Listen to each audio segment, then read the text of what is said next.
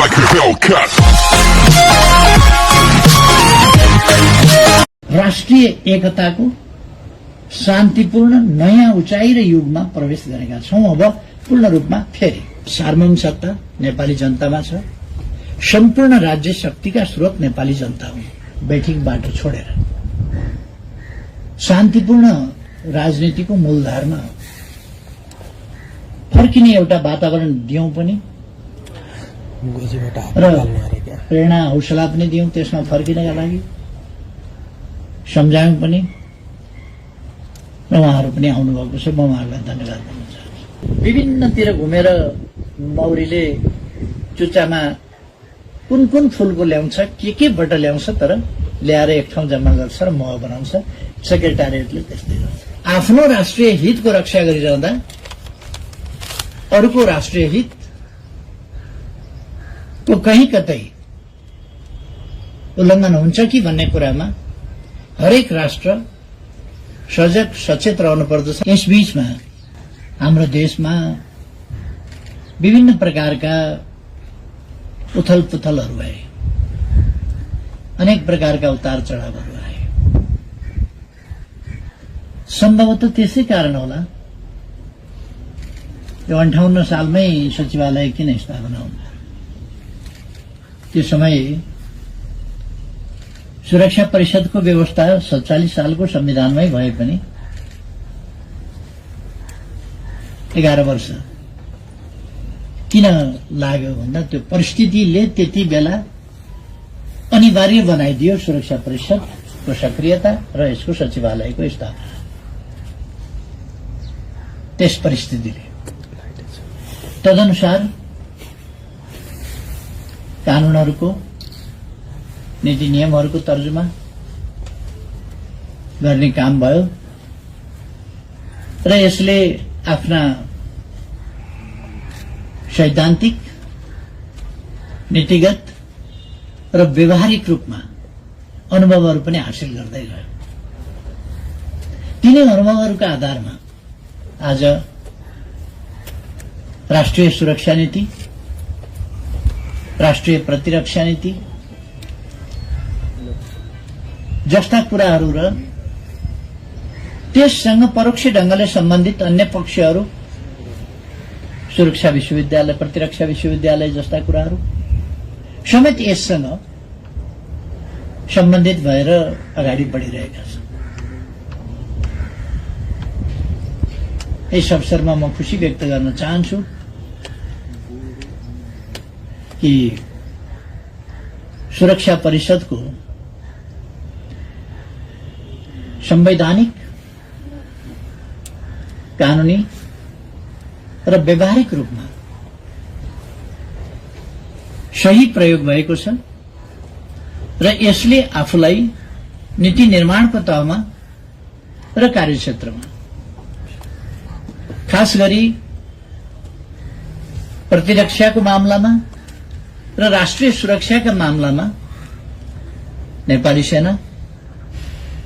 सेनाको परिचालन र विभिन्न ढंगले नेपाली सेनाको परिचालन एवं प्रयोग कसरी उपयुक्त ढंगले हुन सक्छ त्यस सन्दर्भमा नीतिहरू र अभ्यासका अनुभवहरूले हामीलाई अलिकति परिमार्जित स्थितिमा पुर्याएको छ आज।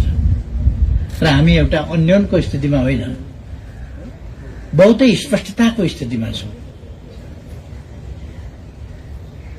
विगतका अनुभवहरूलाई लिएर आज हामी अझ स्पष्टताका साथ अगाडि बढ्न जरुरी छ। आजको दुनियाँ पनि आज विश्वमा एक ढंगले भन्ने हो भने तुलनात्मक रूपमा शान्तिको स्थिति नै छ भन्नुपर्छ। तर प्रतिरक्षा सम्बन्धी, सुरक्षा सम्बन्धी वा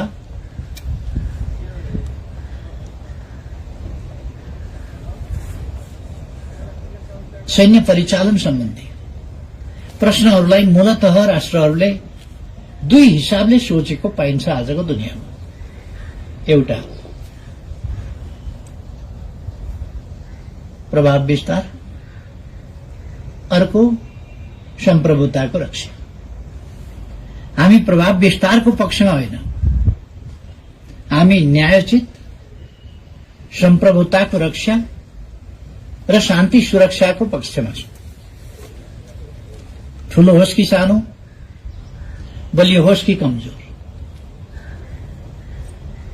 सबैले आफ्नो अनुचित ढंगले प्रभाव विस्तारमा होइन, न्यायोचित हकको रक्षामा सैन्य शक्ति को प्रयोग गर्नुपर्दछ भन्ने हामी ठान्दछौं। कहीँ पनि अन्यथा ढंगले प्रयोग गरिनौ, त्यो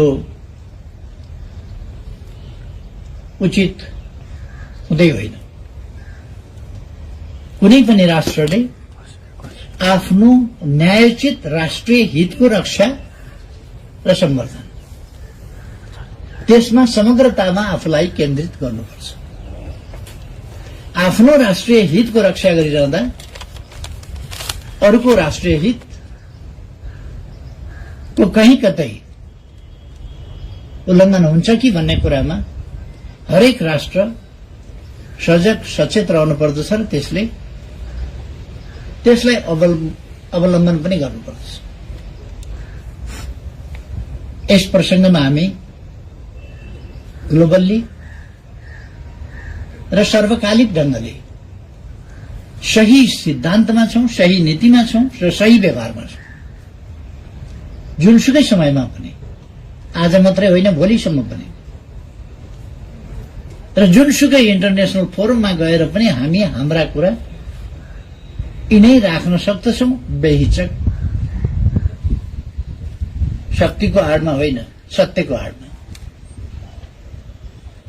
र हामी हाम्रो प्रतिरक्षा र हाम्रो सुरक्षा सबै कुरालाई शक्तिको आडमा होइन, न्यायको आडमा, सत्यको आडमा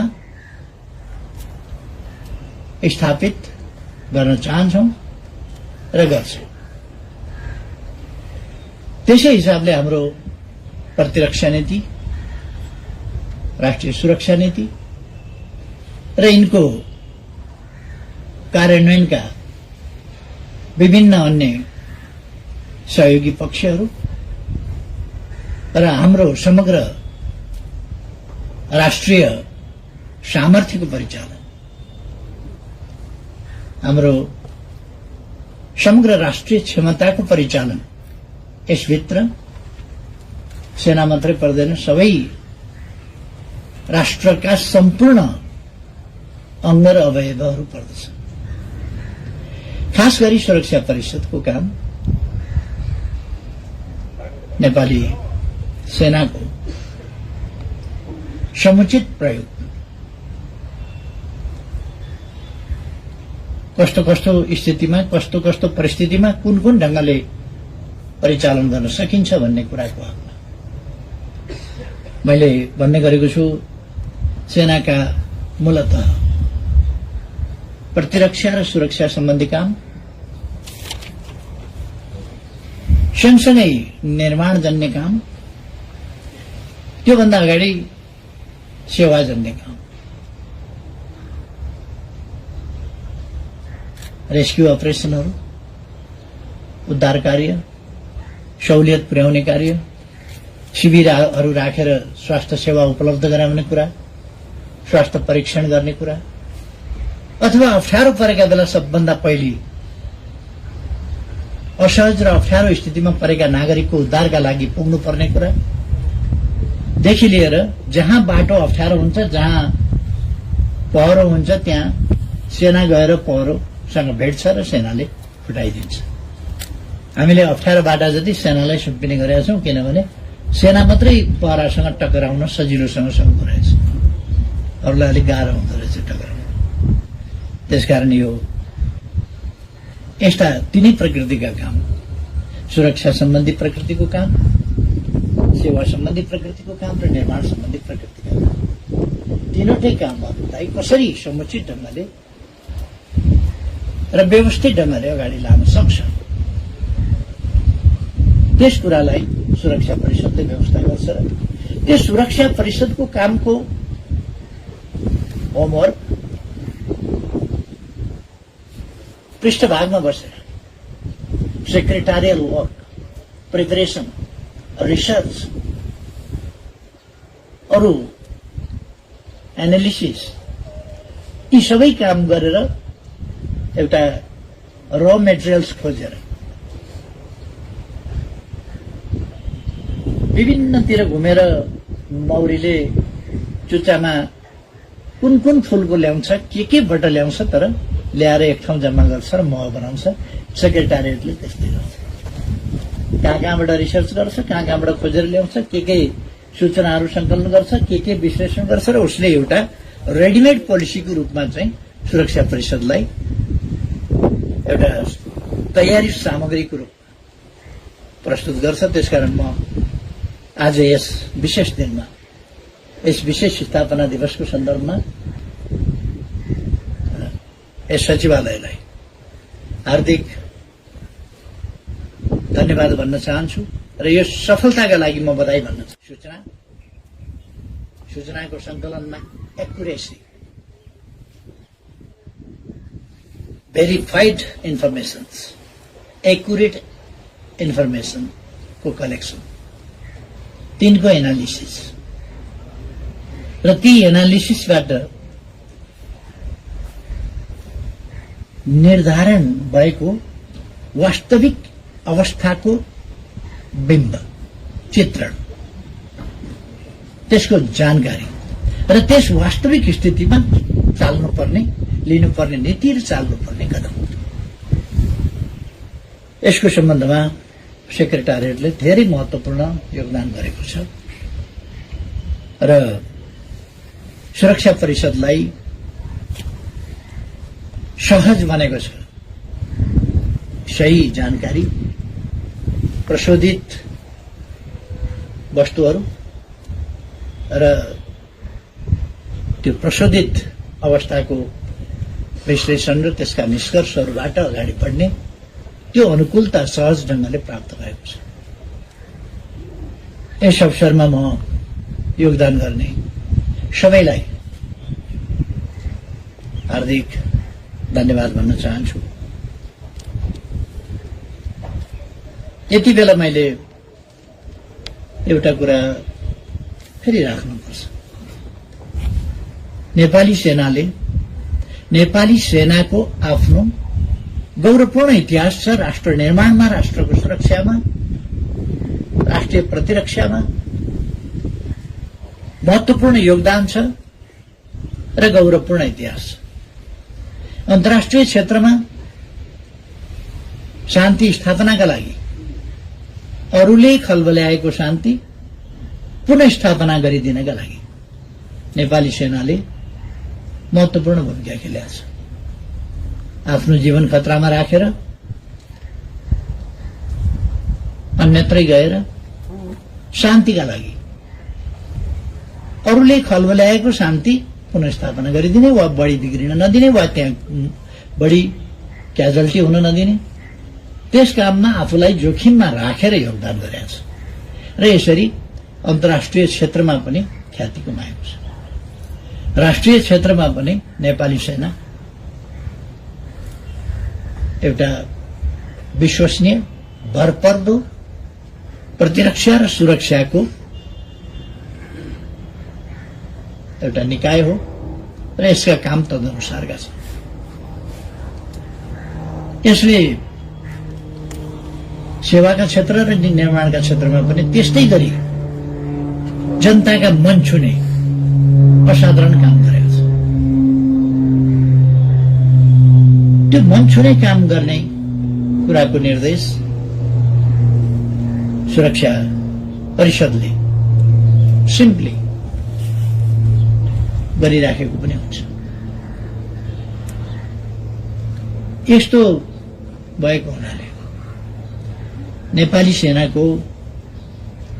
नेपाली सेनालाई अनावश्यक ढंगले विवादमा तान्न खोज्ने, आफ्ना संकीर्ण स्वार्थका लागि अनावश्यक ढंगले विवादमा तान्न खोज्ने अथवा नेपाली सेनालाई अपमान गर्न खोज्ने वा प्रोभोक गर्न खोज्ने विभिन्न खालका प्रवृत्तिहरू देखिन्छन् र नेपाली सेनालाई घिसारेर विवादमा ल्याउन खोज्ने नेपाली सेनाका सदाशयतापूर्ण र राम्रा क्रियाकलापमा पनि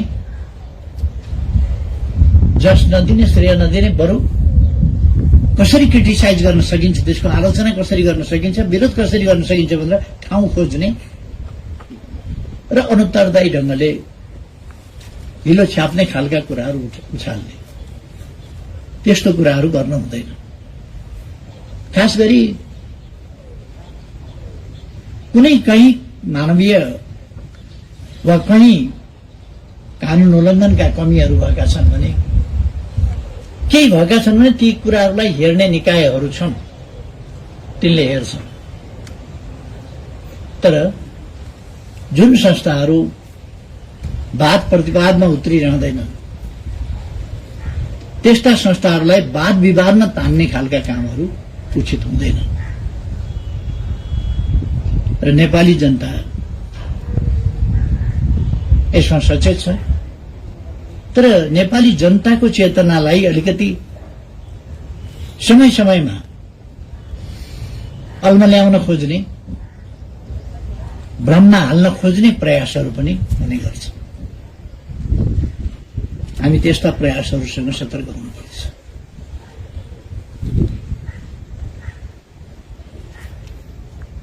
सार्वभौम सत्ता नेपाली जनतामा छ। सम्पूर्ण राज्य शक्तिका स्रोत नेपाली जनता हुन् र त्यो नेपाली जनताको सार्वभौम सत्ता र शक्तिका स्रोत संविधानबाट व्यवस्था गरिएको छ। त्यसका नेपाली जनताको आकांक्षा कसरी प्रतिबिम्बित हुन्छ त भन्दा संविधान सम्मत बाटोबाटै प्रतिबिम्बित हुन्छ। संविधानले जनप्रतिनिधिहरू निर्वाचन गर्छ। संविधानले निर्वाचित गरेका जनप्रतिनिधिहरूले संविधान संशोधनदेखि लिएर आवश्यकता अनुसार कानून निर्माण वा संशोधन गर्छ र त्यस मार्फत जन आकांक्षा प्रतिबिम्बित हुन्छ। त्यही आकांक्षालाई शिरोधार्य गरेर संविधान मार्फत र त्यसको कार्यान्वयन मार्फत प्रतिबिम्बित आकांक्षा र त्यसको इम्प्लिमेन्टेसनबाट हामी निर्देशित भएर हिँड्छौँ। सिंही समाज त्यसकारण मूल कानून संविधानलाई मानेर संविधान बमोजिम हामी अगाडि बढ्छौँ। आजको यस सन्दर्भमा म सबैलाई धन्यवाद भन्न चाहन्छु। नेपाली समाज क्रमशः एउटा अनुकूल वातावरणतर्फ अगाडि बढ्दैछ। हामीले पृथकतावादी मोमेन्टलाई अन्त गर्यौं र राष्ट्रिय एकताको मूलधारमा पृथकतावादी सोच, चिन्तन, व्यवहार, मागहरू तिनीहरूलाई टुङ्ग्यायौं गत वर्ष र राष्ट्रिय एकताको मूलधारमा, एकताको भावधारमा हामी अगाडि बढ्यौं। हाम्रो भौगोलिक विविधता, प्राकृतिक, जैविक, सामाजिक अरू प्रकारका विविधता छन् भने स्वाभाविक रूपमा सामाजिक विविधता पनि छन्, भौगोलिक विविधता छन्। यी विविधता हाम्रा सम्पदा हुन्, सम्पन्नता हुन्, वैभव हुन्। यिनीहरूलाई त्यसै गरी प्रयोग गर्नुपर्छ र राष्ट्रिय एकतामा हामीले जोड दिनुपर्छ। हामी त्यस विषयलाई, त्यस भिन्नतालाई मतभेद बनाउनु हुँदैन। भिन्नता एउटा कुरा हो, मतभेद अर्कै कुरा हो। भिन्नतालाई मतभेदको रूपमा मान्नु, भिन्नता सम्पदा हो। यहाँ धेरैवटा रङका फूलहरू छन्, फूलहरूमा भिन्नता छ, मतभेद छैन। भिन्नता र मतभेद बेग्लै बेग्लै कुरा हो। भिन्नता सुन्दरता हो, भिन्नता वैभवता हो। धेरै रङ छन्, धेरै फूल छन्, धेरै प्रकारको वासना आउँछ, धेरै प्रकारको रङ फुल्छ। हाम्रो देश पनि त्यस्तै हो। हामी यस दिशामा राष्ट्रिय एकताको भावधारामा गएका छौँ। र अब नेपालबाट हिंसा पनि आन्तरिक हिंसा पनि टुङ्गिएको छ। भर्खरै हामीले हिंसाको बाटो लिएको समूहलाई पनि आफ्नो त्यो बैठकबाट छोडेर शान्तिपूर्ण राजनीतिको मूलधारमा फर्किने एउटा वातावरण दियौं पनि र प्रेरणा हौसला पनि दियौं त्यसमा फर्किनका लागि, सम्झायौं पनि र उहाँहरू पनि आउनुभएको छ। म उहाँहरूलाई धन्यवाद दिन चाहन्छु। अब हिंसा पनि, विखण्डनवादको पनि अन्त्य, हिंसाको पनि अन्त्य। यसरी हामी एउटा राष्ट्रिय एकताको शान्तिपूर्ण नयाँ उचाइ र युगमा प्रवेश गरेका छौं। अब पूर्ण रूपमा फेरि प्रवेश गरेका छौं शान्तिपूर्ण युगमा सम्पूर्ण रूपमा।